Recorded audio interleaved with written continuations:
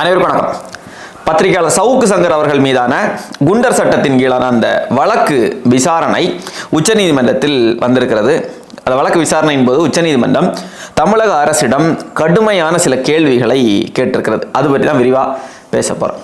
பத்திரிகையாளர் சவுக்கு சங்கர் அவர்கள் பெண் காவலர்கள் குறித்து அவதூறாக பேசிவிட்டார் என்கிற காரணத்திற்காக கைது செய்யப்பட்டு சிறையில் அடைக்கப்பட்டார். அதைத் தொடர்ந்து கஞ்சா வழக்கு உள்ளிட்ட பல்வேறு வழக்குகள் அவர் மீது பதிவு செய்யப்பட்டது. அதைத் தொடர்ந்து கிளாம்பாக்கம் பேருந்து நிலையம் குறித்து தவறான தகவல்களை வெளியிட்டார் என்கிற காரணத்தை சொல்லி அவர் மீது குண்டர் தடுப்பு சட்டத்தின் கீழ் வழக்கு பதிவு செய்யப்பட்டது. தொடர்ந்து அவர் சிறையிலே தான் இருந்து வந்தார்.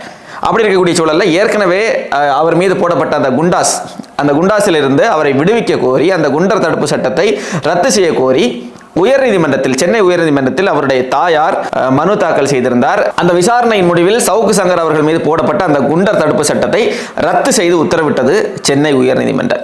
ஆகஸ்ட் மாதம் 9ஆம் தேதி, இந்த மாதம் 9ஆம் தேதி அவர் மீதான அந்த குண்டாஸ் ரத்து செய்யப்படுகிறது. அதைத் தொடர்ந்து சரியா 3 நாள் கழிச்சு ஆகஸ்ட் 12ஆம் தேதி மறுபடியும் தமிழக அரசு என்ன செய்ததுன்னா சவுக்கு சங்கர் அவர்கள் மீது குண்டாஸ் போடுகிறது, இன்னொரு குண்டாஸ் போடுகிறது. அப்போ அந்த குண்டாஸ் அதையும் ரத்து செய்ய கோரி மறுபடியும் உச்சநீதிமன்றத்தை நாடுகிறார் சவுக்கு சங்கர் அவர்களுடைய தாயார். அந்த வழக்கினுடைய விசாரணை தான் நேற்று முன்தினம் நடைபெற்றிருக்கிறது. அந்த வழக்கு விசாரணையின் போது உச்சநீதிமன்றம் நிறைய கேள்விகளை தமிழக அரசு கிட்ட கேட்டிருக்கிறாங்க. நாங்கள் ஏற்கனவே சவுக்கு சங்கர் அவர்களுக்கு நிவாரணம் கொடுத்திருக்கிறோம், சென்னை உயர்நீதிமன்றம் நிவாரணம் கொடுத்திருக்கிறது. அப்போ அவரை விடுவிக்கலாம் என்று நாங்கள் முடிவெடுத்தால் நீங்கள் என்னடான்னா 3 நாளில் மறுபடியும் அவர் மீது ஒரு வழக்கு பதிவு செய்கிறீங்க, அவர் மீது மறுபடியும் குண்டாஸ் தடுப்பு சட்டத்தின் கீழ் நீங்கள் வழக்கு போடுறீங்க.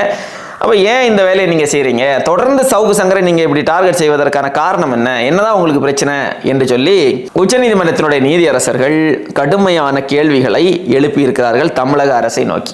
அதற்கு தமிழக அரசு வழக்கறிஞர் என்ன கருத்தை முன் வச்சிருக்காருன்னா, இல்லைங்க, அப்படியெல்லாம் இல்லை, சவுக்கு சங்கர் ஆள் சரியில்லாத ஆள், அவர் மீது நிறைய வழக்குகள் இருக்கு, 70க்கும் மேற்பட்ட வழக்குகள் அவர் மீது இருக்கிறது, அதனால அவரை வெளியே விடுவதில் சிக்கல் இருக்கிறது என்றெல்லாம் அரசு தரப்பு வழக்கறிஞர் சப்பை கட்டியிருக்கிறார். ஆனாலும் உச்சநீதிமன்றம் 27ஆம் தேதி, இந்த மாதம் 27ஆம் தேதிக்குள் தமிழக அரசு குண்டாஸ் தடுப்பு சட்டத்தின் கீழ் அவரை அடைத்தது குறித்து நீங்க விளக்கம் தர வேண்டும் என்று சொல்லி உத்தரவு போட்டிருக்கிறது உச்சநீதிமன்றம். திமுக அரசுக்கு இது ஒரு பெரிய ஒரு அடி, பலத்த ஒரு அடியை உச்சநீதிமன்றம் கொடுத்திருக்கிறது. என்ன வேணாலும் செய்யலாம், ஆட்சி அதிகாரத்தில் இருந்தால் நம்ம என்ன வேணாலும் செய்யலாம், யாரை வேணாலும் என்ன வேணாலும் செய்யலாம், நமக்கு எதிராக பேசக்கூடிய யாராக இருந்தாலும் அவர்கள் மீது வழக்கு பதிவு செய்து அவர்களை சிறைப்படுத்தி குண்டர் தடுப்பு சட்டத்தின் கீழ் அவர்களை சிறையில் அடைத்து எத்தனை மாத காலம் வேண்டுமானாலும் அவர்களை அடைத்து வைக்கலாம், நம்மை கேட்பதற்கு யாருமே இல்லை என்கிற அதிகார திமிரில் ஆடிக்கொண்டிருந்த திமுகவுக்கு உச்சநீதிமன்றம் தரமான ஒரு அடியை கொடுத்திருக்கிறது. இது போன்ற அடிகள் திமுகவுக்கு அவ்வப்போது தேவைதான். இந்த குண்டாஸ் இருக்கு இல்லையா, இந்த குண்டாஸ் அதிக அளவிலே தவறான முறையில் பயன்படுத்தப்பட்டிருக்கிறது. தொடர்ந்து இதுதான் நடத்தப்பட்டு வருகிறது.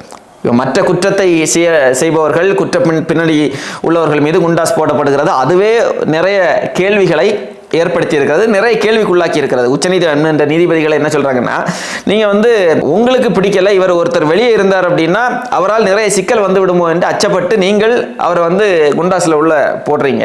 ஒரு 6 மாத காலம் நீங்கள் குண்டர் தடுப்பு சட்டத்தின் கீழ் அவரை சிறைப்படுத்துறீங்க. ஆனா 6 மாதத்துக்கு அப்புறமா அந்த வழக்கு உடைகிறது, உங்களால் நிரூபிக்க முடியவில்லை நீங்கள் வைத்த குற்றச்சாட்டை. அப்ப குண்டாஸை நீதிமன்றம் ரத்து செய்கிறது.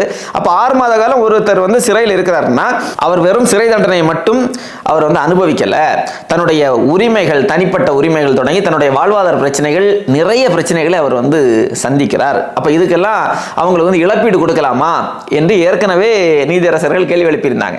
அதுக்கு தமிழக அரசு வழக்கறிஞர் என்ன சொல்லியிருந்தாங்கன்னா, இல்ல அப்படி கொடுக்க வேண்டிய அவசியம் இல்லை என்றெல்லாம் அவர்கள் தரப்பில் பதிலளித்திருந்தார்கள். இதெல்லாம் கடந்த 1 வார காலமாக இந்த குண்டாஸ் தடுப்பு குறித்து நடந்த வழக்குகளின் விசாரணையில் நீதியரசர்கள் சொல்லிய கருத்து. உண்மையிலே இந்த குண்டாஸ் என்பது தமிழ்நாட்டில் அதிக அளவிலே தவறாக பயன்படுத்தப்பட்டு தான் வருகிறது. ஒன்று சவுக்கு சங்கர் மட்டுமல்ல, திமுக அரசுக்கு எதிராக யாரெல்லாம் பேசிக் கொண்டிருக்கிறார்களோ அவர்களை எல்லாம் குண்டாஸின் கீழ் அடைத்து ஒரு 6 மாத காலம் அவர்களை வெளியே வரவிடாமல் செய்வதன் மூலமாக அந்த 6 மாத காலம் திமுக அரசு தங்களுக்கு எதிராக பேசக்கூடிய நபர்களுடைய வாயை அடைத்து விடலாம் என்பதற்காக இந்த வேலையை பார்க்குது. சவுக்கு சங்கர் அவர்கள் மீது மட்டும்தான் இந்த குண்டாஸ் போடப்பட்டதா என்று கேட்டால், திமுக ஆட்சியில் விவசாயிகள் மீதே குண்டாஸ் போடப்பட்ட வரலாறு எல்லாம் இருக்கிறது.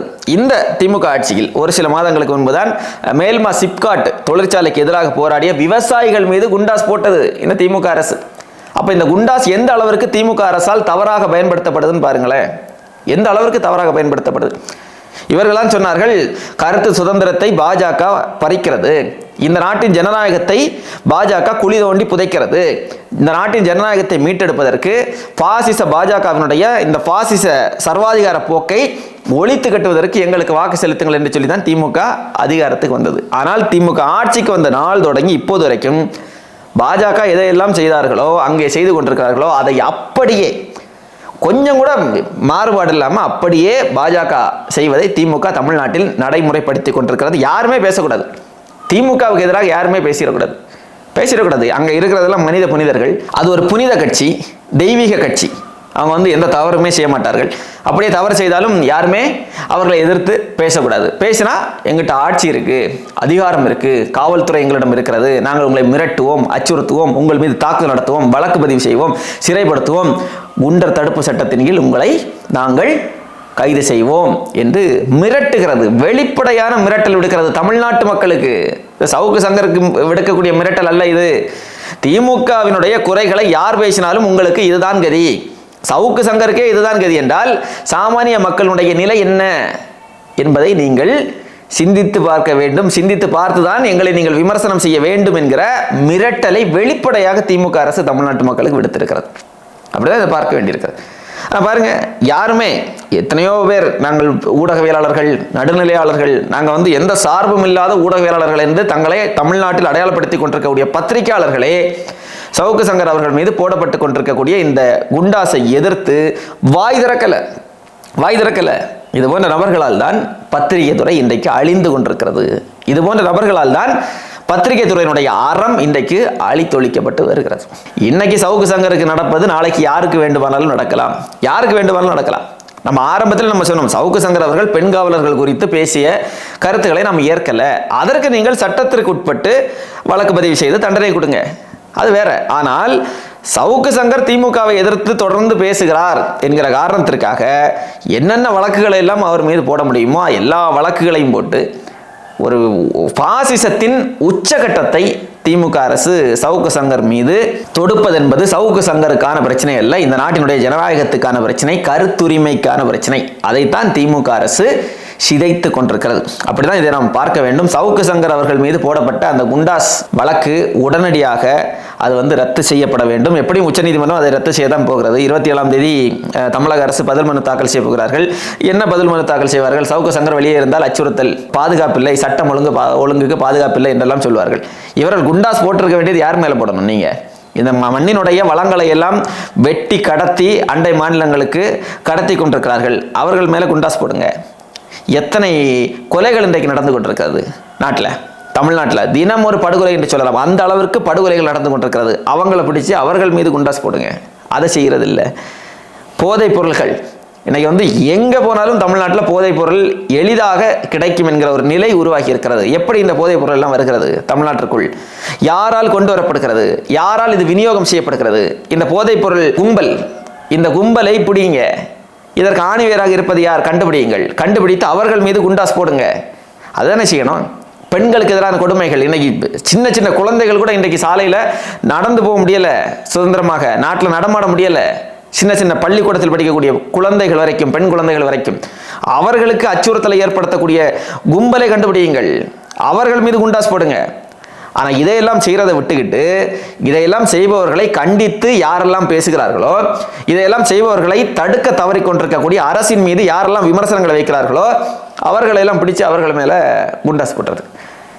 எவ்வளோ பெரிய ஒரு பாசிச ஆட்சியின் கீழ் தமிழ்நாடும் தமிழ்நாட்டு மக்களும் இருக்கிறார்கள் என்பதை நம்ம நினைத்து பார்க்க வேண்டியிருக்கிறது. மக்கள் புரிந்து விட்டார்கள், மக்கள் தெளிந்து விட்டார்கள். திமுகவினுடைய இந்த பாசிச போக்கை மிக தெளிவாக தமிழ்நாட்டு மக்கள் உணர்ந்து விட்டார்கள்.